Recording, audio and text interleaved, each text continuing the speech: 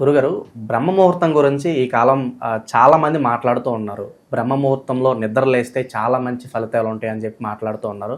అసలు ఈ బ్రహ్మ ముహూర్తం ఎప్పుడు మొదలవుతుంది గురుగారు? ఈ సమయంలో మనం అసలు ఏమేం చేయాలి గురుగారు? చాలా మంచిదండి. మన శాస్త్ర ప్రకారంగా చూసుకుంటే మన సనాతన హైందవ ధర్మానికి మనకు రాత్రి 2:30 బ్రాహ్మీ కాలం అనేటువంటిది ప్రారంభమవుతుంది. దాని అసలైన పేరు బ్రాహ్మీ కాలము అంటారు. దాన్ని బ్రహ్మ ముహూర్తం కింద మారింది అన్నారా.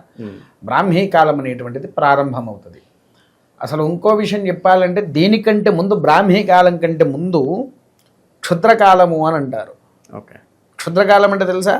రాత్రి 11:30 నుంచి మొదలుకొని 3 గంటల వరకు కేవలము దయ్యాల దేవతలకు మాత్రమే ప్రాముఖ్యత. వాళ్ళు ఆ సమయంలో విజృంభిస్తూ ఉంటారు. బ్రాహ్మీ కాలం ఎప్పుడు ప్రారంభమవుతుంది? మనకు 2:30 నుంచి. ఎందుకనంటే మీరు నిద్రపోతున్నారు. నిద్ర లేచిన తర్వాత ఎంతసేపు బెడ్ మీద ఉండగలుగుతారు అందాదా? కళ్ళు తెరిచి ఆ నిద్రవత్తు మినిమం 10 నిమిషాలు, పావు గంట, ఇంకొంతమంది అరగంట, ఇంకొంతమంది లేచిన తర్వాత 1-2 గంటల వరకు ముఖం కూడా కడగరు. అవునా? సాధారణంగా ఆ సమయంలో ఏంటి అని అంటే, మా బ్రాహ్మణులవే కానివ్వండి, సకల దేవతామూర్తులకు అపూర్వ శక్తినిచ్చేది గాయత్రీదేవి. విన్నారా? ఆ గాయత్రీదేవి ఉదయాన్నే లేచి చతుర్వేద పారాయణం అనేటువంటిది ప్రారంభం చేస్తుంది. ఋగ్వేదము, యజుర్వేదము, సామవేదము, అధర్వణ వేదము అనేది. రాత్రి కాలంలో అధర్వణ వేదం పూర్తి అయిపోతుంది. విన్నారా?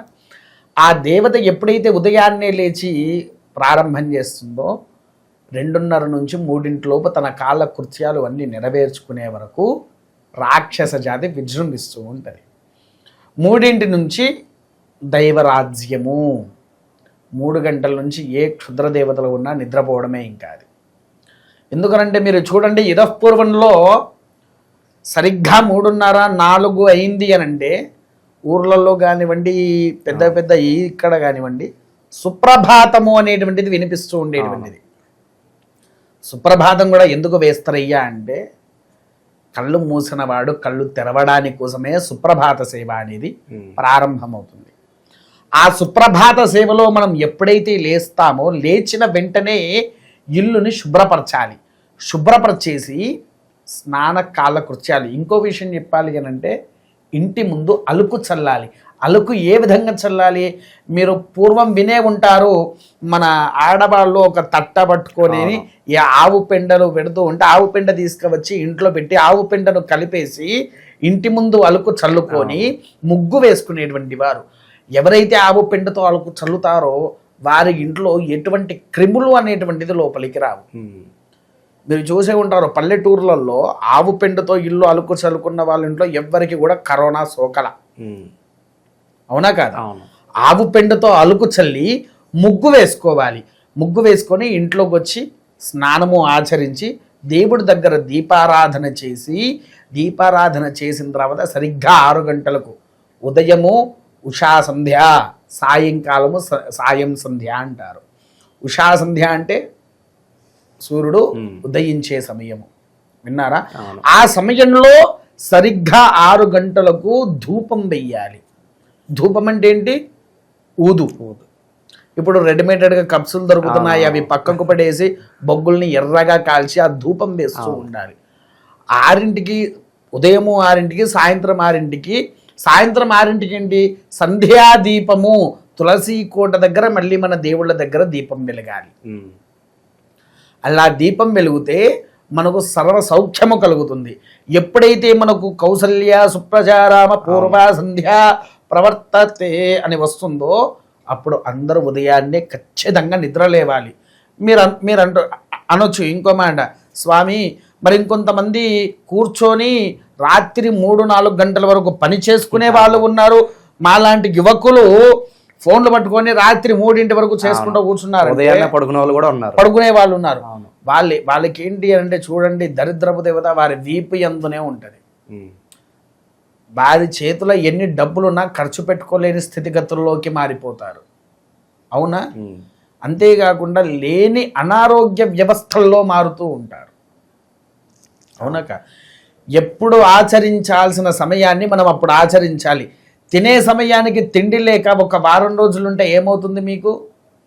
ఉదయం నుంచి రాత్రి వరకు ఉన్నారు తినకుండా, రాత్రే భోజనం చేశారు, అది కూడా ఇంతనే తిన్నారు. అలా ఒక వారం రోజులు జరిగింది, మీకు ఆటోమేటిక్గా మీ ఒంట్లో ఏ ప్రాబ్లం వచ్చింది? గ్యాస్ట్రిక్ ప్రాబ్లం వచ్చింది, అల్సర్ అనేటువంటిది, ఇలాంటి కొన్ని రోగాలకు మనం బానిసవుతూ ఉన్నాము. అవునా కాదా? అట్టి రోగాలు కూడా దేని వల్ల ప్రారంభం అవుతున్నాయి? కేవలం భోజనం చేయకుండా ఉండేసరికి. మనం దేవుడికి చేసే క్రతువులు కూడా యథావిధి సమయానికి ఆచరించకపోతే మనలో దుష్టశక్తి రాదా అండి? ఇంటికి వస్తుందా? రాదా? ఖచ్చితంగా ఆ ఇంట్లో అడుగు పెడుతూనే ఉంటుంది. ఇదపూర్వంలో మనం చెప్పుకున్నటువంటి వీడియోలో దరిద్రపు దేవత అని చెప్పాను. ఆ దరిద్రపు దేవత వచ్చి ఇంటి మీద వాలిపోతుంది. ఎవరు దరిద్రపు దేవత అంటే? జ్యేష్ఠాదేవి. ఎవరా జ్యేష్ఠాదేవి? శని యొక్క భార్య. అవునా? శనేశ్వరుడి భార్య. అదే పొరపాటున నీకు 7.5 అనుకుందాం నీ జాతక రీత్యా, ఇక నీ పరిస్థితి ఏంటి? కల్లోలం అయిపోతూ ఉంటుంది. అవునా కాదా? ఇంకొకటి ఏంటి అంటే, ఉదఃపూర్వంలో దేవుడికి దీపారాధన చేసి ఎప్పుడైతే దీపం వెలిగిస్తారో ఆ ఇంట్లో గొడవలు అంటూ ఉండవండి మొదలు. రెండవది, ఎటువంటి నెగిటివ్ ఎనర్జీ వాళ్ళ ఇంట్లోకి రాదు. మూడవది, ప్రశాంతమైన జీవితంతో లక్ష్మీ అనుగ్రహంతో ఆ ఇల్లు విరధిల్లుతూ ఉంటుంది. బ్రాహ్మీ కాలంలో చేసే విధితత్వాలు ఇవి. తర్వాత మీరు భోజనం చేస్తారా? ఎన్నిసార్లు చేస్తారు రోజుకి? 2 సార్లు. 2 సార్లు చేస్తారు. ఏమేమి తింటున్నారు భోజనాల్లో? శాకాహారము, మాంసాహారము వండుకొని తింటున్నారు. మన ఇంట్లో ఉండే భగవంతునికి కూడా ప్రతిరోజు నిత్యంగా మహాత్మ్యము ఖచ్చితంగా పెట్టాలి. మనం ఎలా అయితే భోజనం చేస్తున్నామో మనం వంటిన అంటే ఉళ్ళి వెళ్ళి లేకుండా స్వామివారం అందం ఇంత కూరన్న చేసి, అన్నం వేసి, ఆ కూర వేసి, నెయ్యి వేసి, పంచదార, నెయ్యి, తేనె ఇవి కలిపేసి ఒక చుక్క పెరుగు పెట్టి భగవంతుని ముందు పెట్టి ఆరగింపు చేస్తే తృప్తిగా వారు కూడా భోజనం చేసి నీ ఇంట్లో ఉండే అరిష్టాన్ని తొలగిస్తారు. మనకు కడుపు ఉన్నట్టే భగవంతులకు కూడా కడుపు ఉంటుంది. నా ఇంట్లో ఒక్కడే ఉన్నాడా దేవుడు? ప్రతి చోట దేవుడు ఉన్నారంటే మనిషి తత్వంలో, మనిషి రూపంలో నేను ఒక్కనే ఉన్నానా? ఇంతమంది లేరా? అవునా కాదా? ఎవ్వరికింటి దేవుడు వారికే. అవునా కా? నీ ఇంటి గడపలో ఉండే దేవుడు నీకే, పక్కింటి గడపలో ఉండే దేవుడు పక్కింటి వాళ్ళకే. అందుకోసమే ప్రతిరోజు నిత్యంగా భగవంతునికి నివేదన అనేటువంటిది అర్పించాలి.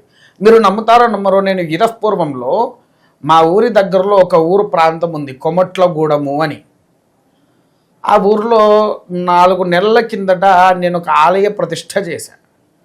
ఆలయ ప్రతిష్ఠ చేసిన తర్వాత అక్కడ ఒక నియమం పెట్టా. ఏమని పెట్టానో తెలుసా? అదొక ట్రైబల్ ఏరియా అండి. ట్రైబల్ ఏరియా, అది అడవిలో ఉండే ఏరియా. కొంతమంది కొమట్లు బలవంతంగా గురూజీ మీరే రావాలని నన్ను బలవంతంగా ఆ ప్రతిష్ఠకు ఒప్పించుకున్నారు. నేను చేశాను, వచ్చాను. ఆ ప్రతిష్ఠ అయిపోయిన తర్వాత నేను ఒక్క నియమం పెట్టా వాళ్ళకు.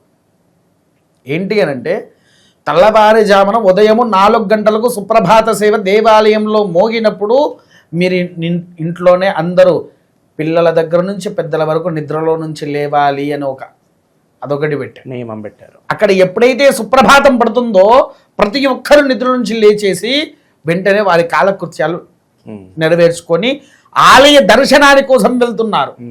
ఆలయ దర్శనం చేసుకున్నాక ఇంకో నియమం పెట్టా దీంట్లోనే. రాత్రి కాలంలో శబరిమలలో స్వామి వారికి ఏం వేస్తారు? సాయంత్రం పూట రాత్రికి శరణమయ్యప్ప స్వామి శరణం హరివరాసనం ఉన్నదా? హరివరాసనం పెడతారు కదా, అది అసలే రామాలయం. విన్నారా? రాముల వారి ఆలయంలో శివాలయాన్ని ప్రతిష్ఠ చేసింది నేను. ఆ సరిగ్గా 8 గంటలకు ఆ ఊరిలో హరివరాసనం ప్రారంభమవుతుంది. ఆ సమయంలో ఏం చేస్తారంటే, ఊర్లో ఉండే ప్రతి ఒక్కరూ, ఇంట్లో ఉండే వాళ్ళు టీవీ కూడా ఆఫ్ చేసుకొని బయటికి వచ్చి నిల్చొని హరివరాసనం పూర్తయ్యేంత వరకు అలానే నిల్చొని ఉంటారు. అక్కడ హరివరాసనం అయిపోగానే ఇంట్లోకి వచ్చి తలుపులు పెట్టుకొని లైట్స్ ఆఫ్ చేసుకొని పడుకుంటున్నారు. ఇలాంటి ధర్మం మనం పాటిస్తే మన హిందూ ధర్మాన్ని మనమే పెంచిన వారం అవుతాం. ఇప్పుడు నడుస్తున్న సమాజంలో ఏమవుతుందంటే, ఇక్కడ ఆలస్యంగా సుప్రభాతం ఎందుకు వేస్తున్నారంటే, ఇక్కడ సుప్రభాతం వేయగానే పక్కింటోడు వచ్చి గొడవ పెట్టుకోబట్టే నేను ఇప్పుడే పడుకున్నాను సుప్రభాతం వేస్తావా, వాడేవాడో గుడి కట్టించినట్టుగా వీడేమో పోషిస్తున్నట్టుగా ఒక్కొక్కడు వచ్చి వాగుతూ ఉంటున్నాడు రోడ్ల మీదికి. మన ధర్మాన్ని మనమే కించపరుస్తూ ఉంటే పక్కోళ్ళు రెచ్చిపోతూ ఉన్నారే. మనలో మనకి ఇక్కడ ఐకమత్యం లేదు, ఐకమత్యం అనేది లేదు. అదే పొరపాటున ఒకవేళ ఆదివారం వస్తే చూడండి, సామిరంగా వాళ్ళ పాటలు వాళ్ళ విధ్వంసములు ఒక్కొక్కరికి జనాలకు తూటలు పడ్డా మాట్లాడేవారు లేరు. అవునా? మన ధర్మానికి మనం ఒక సుప్రభాత సేవ వేసుకుంటేనే పొరపాటున మన స్కూల్ ఉంటే వాళ్ళు వెంటనే పరిగెత్తుకుంటూ వచ్చి ఆఫ్ చేయి, పరీక్షలు నడుస్తున్నాయి, పిల్లలు చదువుకుంటున్నారు, చిన్న సౌండ్ కూడా వినిపించొద్దని. కానీ స్కూల్లో అల్లర్లు గిడవలు అవన్నీ జరుగుతూ ఉండొచ్చు. పక్కన పెద్ద పెద్ద అంతవరకు ఎందుకంటే పొరపాటున ఎలక్షన్స్ వచ్చినాయి. ఎలక్షన్లో ఏం జరుగుతుంది, రోడ్ల మీద ఏం తిరుగుతున్నాయి, రోడ్ల మీద ఫుల్ సౌండ్ పెట్టుకొని తిరుగుతూ ఉంటారు వాళ్ళు. అది కూడా డిస్టర్బెన్స్ అవుతుంది కదా. అవునా? ఇంత డిస్టర్బెన్స్ మధ్యలో దేవాలయంలో జరిగే ఒక సుప్రభాతమే మనకు అడ్డొస్తుందా? అవునా కాదా? ఒక సుప్రభాత సేవ వేసుకుంటున్నందుకు మనలో ఉండేటువంటి చెడు క్రిము శక్తులను తీసివేసేసి మనకు ఒక అద్భుతమైనటువంటి దాన్ని ఆ భగవంతుడు పెట్టారు. అటువంటి మంచి వినకుండా అడ్డమైన వాటి రాత్రంతా ఫోన్లు చూసుకుంటే ఏమన్నా వస్తున్నదా? లేదు కదా. అదే ఇటువంటి సుప్రభాతాలు ఇవి వింటూ ఉంటే మనసు ప్రశాంతంగా ఉంటుందండి. ఎంత ప్రశాంతంగా అంటే బినసంపుగా అది వింటూ ఉంటే తెల్లవని ఒక మైకంలోకి వెళ్ళిపోతూ ఉంటాము. అవునా కదా? ఇవి బ్రాహ్మీ కాలం నుంచి రాత్రి వరకు చేయవలసిన క్రతువులను మనం యథావిధిగా ఆచరిస్తే భగవంతుని అనుగ్రహం వలన వాళ్ళ ఇంట్లో ఉండే దరిద్రపు దేవత వెళ్ళిపోతుంది. మనకు నచ్చిన సమయానికంటే ఉదయము ఈ రాత్రి పడుకోకుండా ఉదయాన్నే లేచి 8 గంటలకు దీపం వెలిగించుకునేటి వారు ఉంటారు చూసారా, వాళ్ళను కాష్ట దీపము అంటారు. అంటే 8 గంటలకు దీపం పెట్టకూడదు. దేనివలన అంటే పొరపాటున ఇంట్లో ఎవరైనా చనిపోయారు, చనిపోయిన శవం తీసుకుపోయాకనే ఇంట్లో దీపం పెడతారు. విన్నారా? దాన్ని పీనుగు దీపము అని కూడా అనవచ్చు. ఎప్పుడు కూడా ఆ సమయంలో దీపారాధన అనేటువంటిది చెయ్యకూడదు.